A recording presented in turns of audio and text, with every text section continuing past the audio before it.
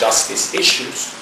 Pero sa wakas, alam natin na kapag magiging presidente si Senator Noynoy, he has said that he will fully implement the Agrarian Reform Extension law, as well as really work towards the final resolution of the Hacienda Luisita issue. Alam natin kasing nagagamit yan. Kahit papaano, kahit sinasabi na ni Noynoy, kahit konti-konti ng bahagi ko dyan at ng mga kapatid ko, ipinagpipilit dahil alam natin na may political din na dimension iyon. No? Na talagang sinasabing asyendero kayo, malupit kayo, o matapobre kayo, because it's easy to demarcate it na parang black and white. And the reality is, hindi po gano'n. Ang stock distribution option, alam natin po, ay marami rin naman ang talagang workers na yun ang pinagpasyahan at yun ang pinili po nila na kaya nga tinatawag na option. But Noynoy is very clear that upon assumption at palaran siyang maging presidente ay talagang once and for all bibigyan ito ng lunas ng buong angkan, and he will take the lead as president. Okay po. Let's go to the second part na. I will be asking 5 questions. You will be answering po in a short ano lang, and then you have the right to say you can say na wala po, you don't want to comment. Okay. Okay pa. Okay, the first question po is, as a teacher, masasabi niyo po bang may quality pa rin ang education ng bansa? Absolutely na. Nagde-deteriorate, nakakalungkot ang mga taong nagsasabing may improvement ang edukasyon sa ating bansa ay talagang alam natin nagsisinungaling yung mga taga-gobyerno. Nakikita natin ang full deterioration na maraming batang hindi nakakapagpasok, nakakapag-aral, nakakapagtapos. And so it is very clear that it is a national emergency, our education system. Second question po, kaugnay na rin po sa edukasyon. There are so many graduates and still hindi nasasagot ng gobyerno na yung trabaho. Do you have any platforms to answer that? Yes, in fact, it is not, the answer to this, Flowell, is that we cannot keep thinking that every Filipino youth has to go through formal education, lahat maging college graduate. Yun ang ideal. Pero alam natin na hindi ito agad-agarang mangyari. So ang ginagawa po natin dito ay merong dapat, like sa ibang bansa, may track na sila. Pagkapatapos ng high school, alam na nila kung saan patutungo ang bata, no? Ang estudyante. Dito ba sa mas formal, maging doktor, engineero, maging mga academic, educators, o dito ba pupunta sa mas non-formal o vocational or specialized na mga fields para makatrabaho kaagad. At yun kasi may skill na silang gusto, culinary man, o automotive, o mga electronics, o IT, or graphic design. Ito po'y dapat mabigyan nung sa alternative learning system, kung ALS. No? Kasi yung ALS ay magbibigay ng ladderized na education. Anong ibig sabihin? Meron tayong mga hakbang na it doesn't mean na just because hindi mo natapos ang 4 years ay parang wala ka na rin pag-asa makapagtrabaho.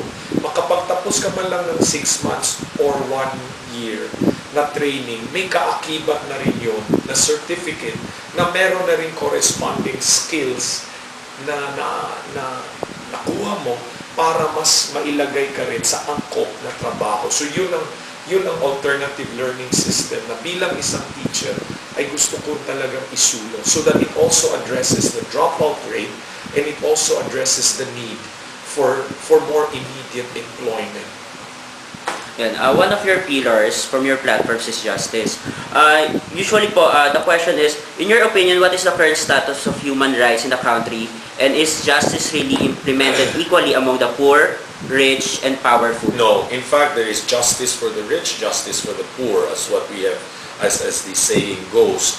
At sabi nga ni Senator Noynoy, ang justice sa atin ay just tiis. Titiisin na lang ng mga mahihirap na hindi nakakapag-access sa mga legal aid o sa mga abogadong hindi mag-charge ng katakot-takot na fees.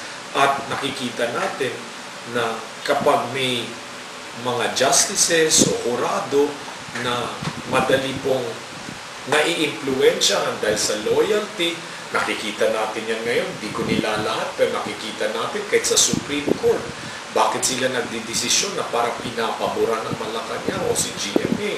Dahil ba sila'y appointed ng GMA, pero nawawala ba ang konstitusyon na mas pinakamataas yan, o pinakamataas o mas higit pa sa yung loyalty o appointing powers. No? Ito'y talagang ang loyalty ay para sa taong bayan.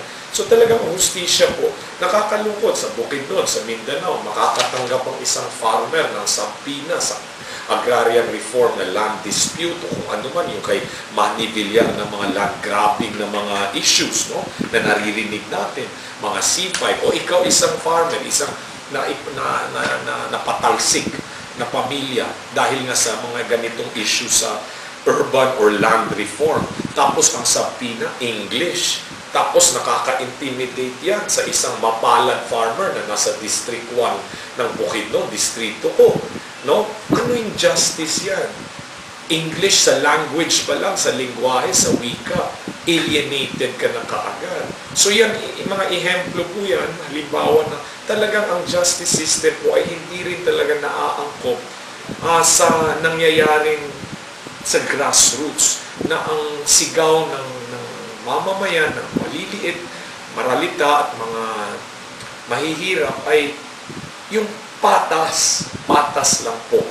Pero alam natin na hindi. Kaya napakahalagang ibalik natin na ang liderato ay mapagkatiwalaan at talagang bulag.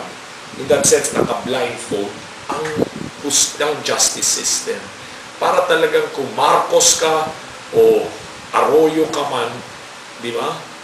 Kapag dumating na sa pagpapasya, kung ay kay may kamalian o wala, o accountable ka ba o hindi, eh talagang fair is fair. The rule of law prevails. So si Juan de la Cruz o si Imelda Marcos, patas sa mata ng batas. Isa po sa plataforma niyo yung kapayapaan, and at the same time, you're a countryside congressman.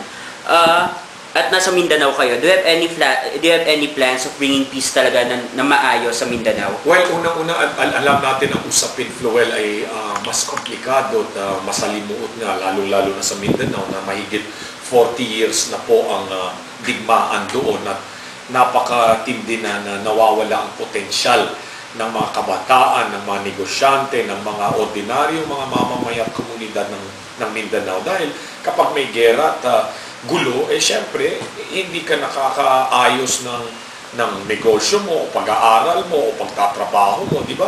Everything gets disrupted. So I have 3 basic things really in mind that I would like as a senator to help a new government, especially an Aquino presidency. And those fall into 3 Ds, DDD. Unang-una ay disarmament. Hindi po pwede po na Mindanao will remain a land where there are probably more firearms, as one study shows, than Pakistan. More loose, illegally held firearms. Yung kahit sino na lang ang nabibigyan ng armas, no? Hindi po pwedeng yung mga private army. Tingnan mo ang nangyari sa Apatuan at itong mga, isa lang yan na nakarumal-dumal, pero yung mga mas kukonte, pero private armies pa rin.